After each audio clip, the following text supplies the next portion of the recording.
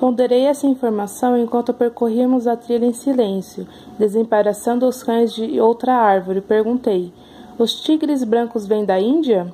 Pensei que viesse da Sibéria. O Sr. Davis sorriu.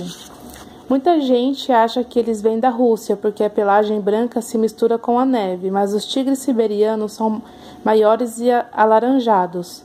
O nosso é uma variante branca do tigre de Bengala. Ele me olhou, pensativo, por um momento e então perguntou: quer me ajudar com o tigre hoje? Não precisa ter medo. As jaulas têm trincos de segurança e eu supervisionarei o tempo todo. Sorri, lembrando do doce aroma de jasmim no fim da apresentação do tigre. Um dos cães correu em volta das minhas pernas, me enroscando com o guia e quebrando o desvaneio por um momento. Gostaria muito, obrigada, agradeci. Depois de terminar a caminhada, pusemos os cães de volta no canil e demos comida a eles. O Sr. Davis encheu o bebedouro dos cães com água de uma mangueira verde. Então olhou por sobre o ombro e disse: sabe, os tigres podem ser completamente extintos em 10 anos. A Índia já aprovou diversas leis proibindo que sejam mortos. Os caçadores e os aldeões são os principais envolvidos. Os tigres, em geral, evitam os homens, mas são responsáveis por muitas mortes na Índia todos os anos e as pessoas às vezes querem fazer justiça com as próprias mãos. Nesse momento, o Sr. Davis acenou para que eu o seguisse. Demos a volta no prédio, chegando a um amplo galpão pintado de branco com remates azuis. Ele abriu a porta larga para que entrássemos. O sol forte invadia e aquecia o lugar, iluminando as partículas de poeira que subiam à medida que o Sr. Davis e eu passávamos. Fiquei surpresa com a quantidade de luz que havia na construção de 2 andares, apesar de ali só haver 2 janelas altas. Vigas grossas erguiam-se bem acima de nossas cabeças e cruzavam o teto em arco. E junto às paredes aliavam-se baias vazias onde se viam fardos de feno empilhados até o teto. Eu o segui enquanto ele se aproximava do lindo vagão para animais que fizeram parte da apresentação do dia anterior. Ele apanhou uma garrafa grande de vitaminas em forma líquida e disse: Kelsey, quero que conheça Dirren. Vem aqui, vou lhe mostrar uma coisa. Nós nos aproximamos da jaula. O tigre, que estivera cochilando, ergueu a cabeça e me olhou, curioso com seus brilhantes olhos azuis. Aqueles olhos eram hipnóticos. Eles se fixaram em mim, quase como se o tigre estivesse examinando a minha alma. Uma onda de solidão tomou conta de mim, mas me esforcei para trancá-lo novamente no cantinho onde guardo emoções desse tipo. Engoli em seco e desviei o olhar. O Sr. Davis puxou uma alavanca na lateral da jaula. Um painel desceu, deslizando e isolando o lado da jaula onde Dirren estava. O Sr. Davis abriu a porta da jaula, enchendo o recipiente de água do tigre. Acrescentou cerca de 1/4 de xícara de vitaminas e então fechou e trancou a porta. Em seguida, acionou novamente a alavanca para erguer o painel no interior da jaula outra vez. Tenho um pouco de trabalho burocrático para fazer. Quero que você busque o café da manhã do tigre, instruiu o Sr. Davis. Volte ao edifício principal com este carrinho e procure uma geladeira grande através das caixas. Tire um pacote de carne e coloque-o no carrinho. Transfira outro pacote de carne ao freezer para a geladeira, para descongelar. Quando voltar, ponha a comida de Dirren na jaula exatamente como fiz com as vitaminas. Mas não se esqueça de fechar o painel de segurança primeiro. Consegue fazer isso? Agarrei a alça do carrinho. Sem problemas. Falei por sobre o ombro enquanto saía. Encontrei a carne rapidamente. Em poucos minutos depois eu estava de volta.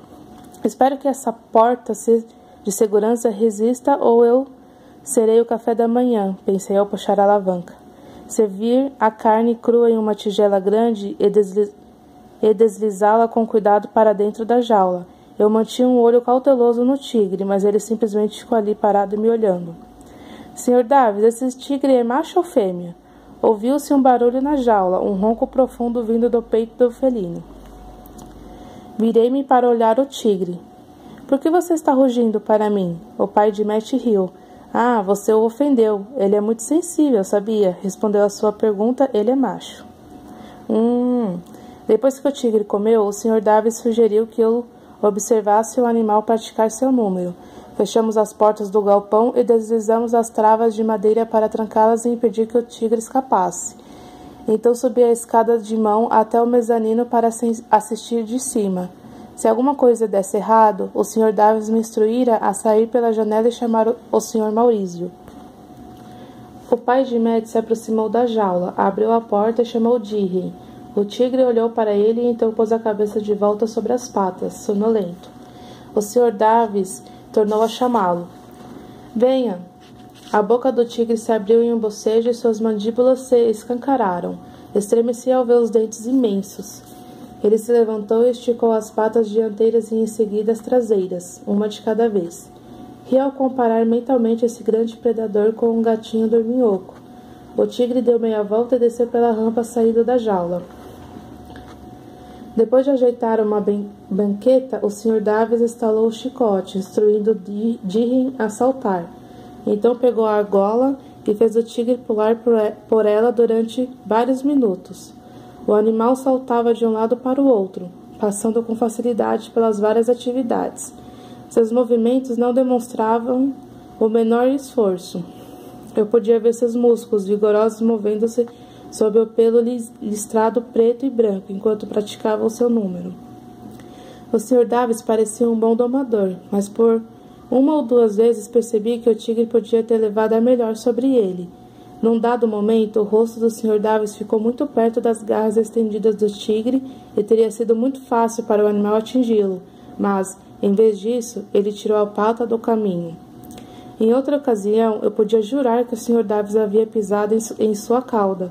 No entanto, o tigre apenas grunhiu suavemente e deslizou a cauda para o lado. Aquilo era muito estranho e eu me vi ainda mais fascinada pelo belo animal, imaginando como seria tocá-lo. O galpão estava abafado e o Sr. Davis transpirava visivelmente. Ele incitou o tigre a voltar para a banqueta e então dispôs umas 3 banquetas perto da primeira e o fez saltar de uma para a outra. Ao terminar, levou o felino de volta para a jaula, deu-lhe um petisco especial e fez sinal para que eu descesse. Kelsey, é melhor você ir para o edifício principal e ajudar Matt a se preparar para o espetáculo. Hoje teremos um grupo na terceira idade vindo de um centro comunitário. Desci a escada. Tudo bem, se eu trouxer meu diário até aqui para escrever de vez em quando, quero desenhar o tigre. Tudo bem, disse ele, só não chegue muito perto. Saí correndo do galpão, acenei para ele e gritei. Obrigada por me deixar assistir ao ensaio, foi muito emocionante. Cheguei correndo para ajudar Matt no momento em que o primeiro ônibus parava no estacionamento. Foi exatamente o oposto do dia anterior. Primeiro, a mulher responsável pelo grupo comprou todos os ingressos de uma vez só, o que tornou meu trabalho muito mais fácil. Então, todos os espectadores se dirigiram devagar para dentro, acomodaram-se em seus lugares e logo caíram no sono. Como eles podem dormir em meio a todo esse barulho? No intervalo, não havia muito a fazer. Metade dos espectadores ainda estava dormindo, e a outra metade guardava na fila do banheiro. Na verdade, ninguém comprou nada. Depois do espetáculo, Matt e eu limpamos tudo num piscar de olhos, o que me deu algumas horas de folga. Corri de volta para a cama, peguei meu diário, uma caneta, um lápis e minha colcha e me dirigi ao galpão. Abri a pesada porta e acendi as luzes. Fui andando até a jaula do tigre e encontrei descansando com a cabeça apoiada nas patas. 2 fardos de feno formavam uma boa cadeira com espaldar. Abri a colcha sobre o colo e peguei o diário. Depois de escrever alguns parágrafos, comecei a desenhar. Tivera aulas de arte no ensino médio, meus desenhos com modelos são bastante razoáveis. Peguei o lápis e olhei para o tigre. Ele me encarava, mas não como se quisesse me devorar. Era mais como se estivesse tentando me dizer alguma coisa. Oi, está olhando o quê? Perguntei sorrindo. Voltei ao desenho. Os olhos redondos do tigre eram bem separados e de um azul intenso. Ele tinha cílios longos e negros, e um focinho rosado. Seu pelo era de um branco leitoso, com riscas negras propagando-se a partir da testa e da face até a cauda. As orelhas curtas e peludas estavam inclinadas na minha direção e sua cabeça descansava preguiçosamente nas patas. Enquanto me observava, sua cauda se agitava de um lado para o outro. Fiquei muito tempo tentando acertar o padrão das listras, pois o Sr. Davis me contara que não havia 2 tigres com o mesmo padrão. Disse que as listras eram tão distintivas quanto as impressões digitais humanas. Continuei a falar com ele enquanto desenhava. Como é mesmo o seu nome? Ah, é Dirren. Bem, vou chamá-lo apenas de Ren. Espero que não se importe. Então, tudo bem com você? Gostou do café da manhã? Sabe, para uma coisa que poderia me comer, você tem um rosto muito bonito. Depois de um silencioso intervalo no qual os únicos sons que se ouviam eram o lápis arranhando o papel e a respiração profunda e ritmada do grande animal, perguntei: Você gosta de ser um tigre de circo? Não deve ser muito emocionante ficar preso nessa jaula o tempo todo. Fiquei em silêncio por algum tempo e mordi o lábio enquanto escurecia as lisas de seu rosto. Gosta de poesia? Vou trazer meu livro de poemas e ler para você um dia. Acho que tem um sobre gatos que você vai adorar. Ergui os olhos do desenho e fiquei surpresa ao ver que o tigre havia se mexido. Ele estava sentado, a cabeça baixada na minha direção, e me olhava fixamente. Comecei a me sentir um pouco nervosa. Um grande felino fitando você de forma intensa não pode ser um bom sinal. Nesse exato momento, o pai de Matt entrou no galpão. O tigre deixou-se cair de lado, mas manteve o rosto voltado para mim, observando-me com aqueles olhos azuis intensos. Oi, menina, como vai? Tudo certo. Ah, tenho uma pergunta. Ele não se sente só? Vocês já tentaram encontrar uma namorada para ele? Ele riu. Não parece aí. Ele gosta de ficar sozinho. No outro circo, me contaram que tentaram cruzá-lo com uma fêmea branca do zoológico que estava no cio. Mas ele não quis nada com ela. Até parou de comer e acabaram tirando-o de lá. Acho que ele prefere o celibato. Bem, é melhor eu sair para ajudar o Matt nos preparativos do jantar. Fechei o diário e apanhei minhas coisas, enquanto eu me dirigia ao edifício principal. Meus pensamentos se voltaram para o tigre. Pobrezinho, completamente só, sem uma tigresa ou filhotinhos, impedido de caçar, preso aqui no cativeiro. Fiquei triste por ele. Depois do jantar, ajudei o pai de Matt a levar os cães para outro passeio e em seguida me preparei para dormir. Pus as mãos sobre a cabeça e fiquei olhando para o teto da tenda, pensando um pouco mais sobre o tigre. Depois de me revirar de um lado para o outro por uns 20 minutos, decidi ir até o galpão de novo. Mantive todas as luzes apagadas, exceto a que ficava perto da jaula, e segui para o meu fardo de feno com a colcha. Eu me sentia sentimental e por isso levava comigo o exemplar de Romeu e Julieta.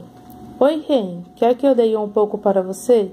Bem, não existe tigres na história de Romeu e Julieta, mas quando Romeu subir em uma sacada, você pode se imaginar subindo em uma árvore, está bem? Espere um segundo, vou criar a atmosfera adequada. Era uma noite de lua cheia, então apaguei a luz, já que o luar entrando pelas 2 janelas altas iluminava o suficiente do galpão para que eu pudesse ler. A cauda do tigre batia na base de madeira do vagão. Virei-me de lado, improvisei um travesseiro com feno e comecei a ler em voz alta. Eu só conseguia distinguir-lhe o perfil e ver seus olhos brilhando na luz espectral. Comecei a me sentir cansada e suspirei. Ah, não se fazem mais homens como Romeu. Talvez um homem assim nunca tenha existido. Exceto pela minha presente companhia, é claro. Tenho certeza de que você é um tigre muito romântico.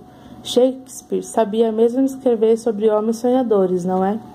Fechei os olhos para descansar um pouco e só acordei na manhã seguinte. Daquele dia em diante, passava todo o meu tempo livre no galpão com Ren.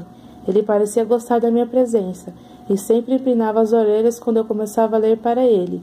Importunei o pai de Matt com perguntas e mais perguntas sobre tigres, até sentir que ele já estava me evitando, mas sabia que o Sr. Davis gostava do meu trabalho.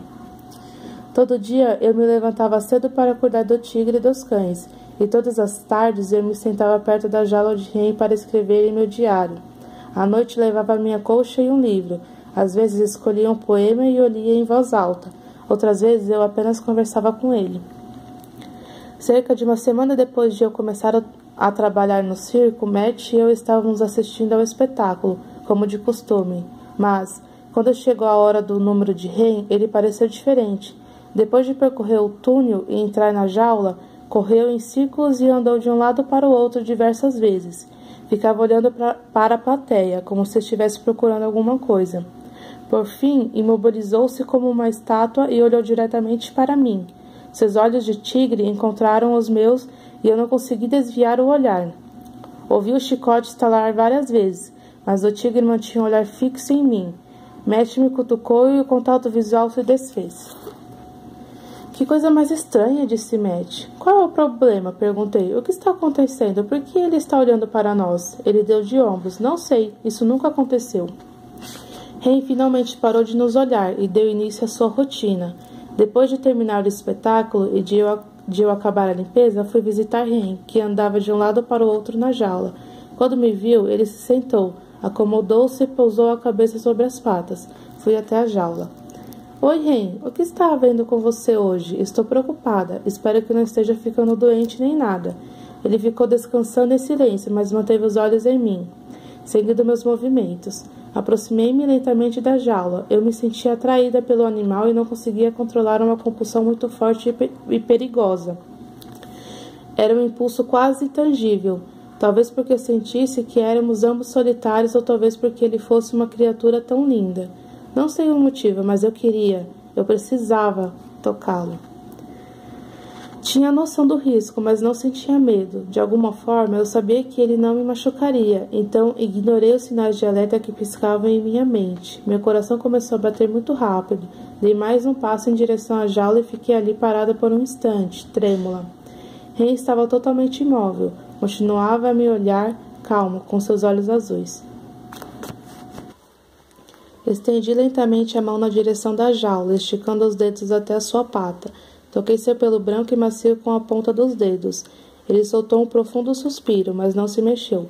Ganhando coragem, pus toda a mão sobre sua pata, acariciei-a e percorri uma das listas com o dedo. Sem o menor aviso, sua cabeça se moveu na direção da minha mão. Antes que eu pudesse tirá-la da jaula, ele a lambeu. Senti cócegas. Retirei a mão rapidamente. Ren, você me assustou. Pensei que fosse arrancar meus dedos. Hesitante, estendi a mão, aproximando-a da jaula novamente, e sua língua rosada atravessou as grades para lambê-la. Deixei-o lamber algumas vezes e então fui até a pia e lavei a saliva de tigre. Voltando ao meu cantinho favorito no fardo de feno, eu disse, obrigado por não me comer. Ele bufou levemente em resposta. O que você gostaria de ler hoje? Que tal aquele poema de gato que lhe prometi?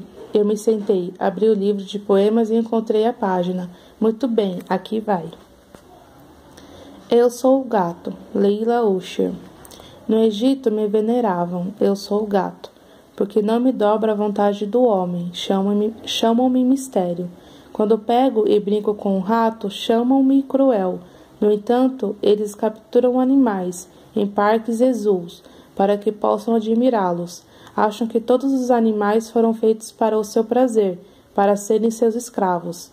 E, enquanto eu mato apenas quanto preciso, eles matam por prazer, por poder e ouro, e se consideram superiores.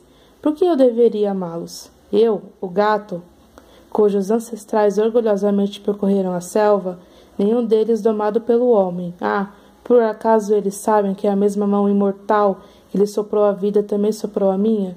Mas somente eu sou livre, eu sou o gato. Fechei o livro e o olhei, pensativa, para o tigre. Eu o imaginei altivo e nobre, correndo pela selva em uma caçada. De repente tive muita pena dele. Essa vida de se apresentar em um circo não é digna, mesmo que você tenha um bom domador. Um tigre não é um cachorro ou um gato, que podem ser animais de estimação. Ele deveria estar em liberdade, na natureza. Levantei-me e caminhei até o tigre. Titubeante, estendi a mão para a jaula, a fim de acariciar sua pata outra vez. Imediatamente sua língua veio lamber a minha mão. A princípio eu ri, depois fiquei séria. Devagar, levei a mão até sua face e eu alisei o pelo macio.